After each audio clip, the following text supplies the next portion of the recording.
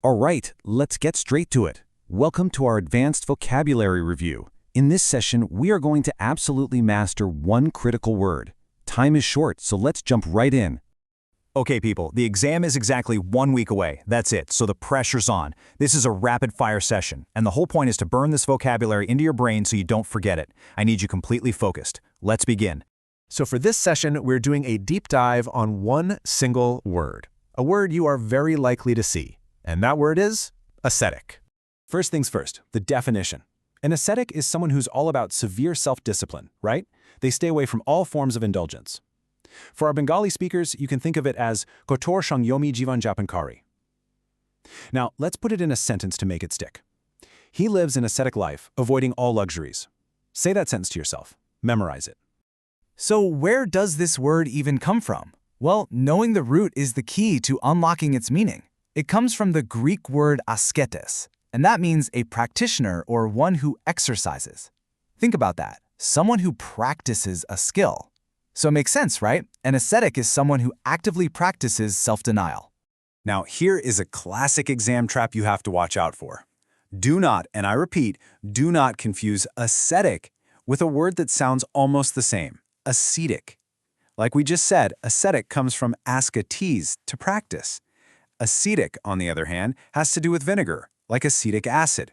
Totally unrelated. They love to throw these sound-alikes at you, so be ready for it. So how do we make sure this word stays in your head? Here's a great little memory trick. Just keep coming back to that root. Ascetes means to practice.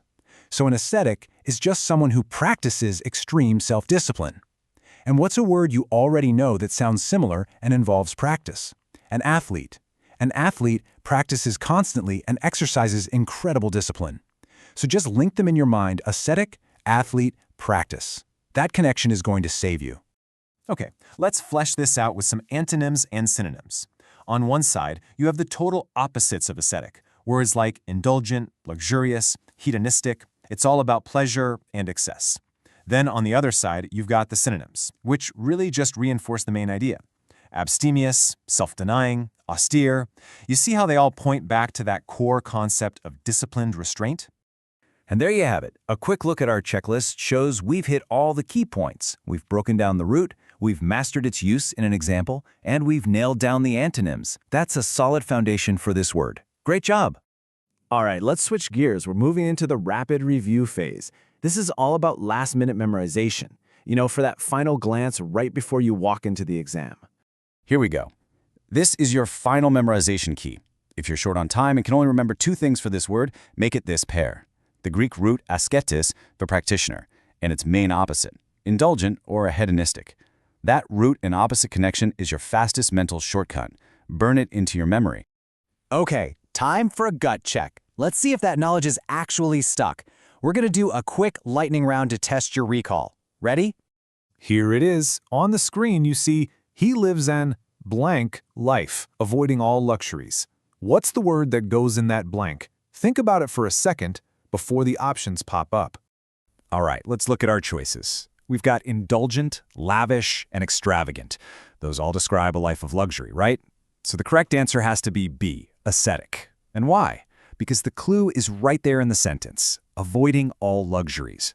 The other choices are all antonyms. They're the exact opposite of what we need. Perfect.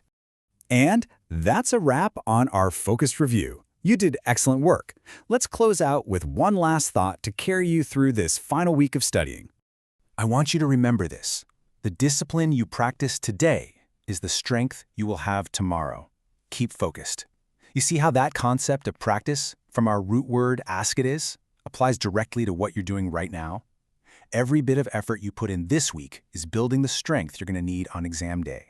You can do this. Keep at it, and good luck.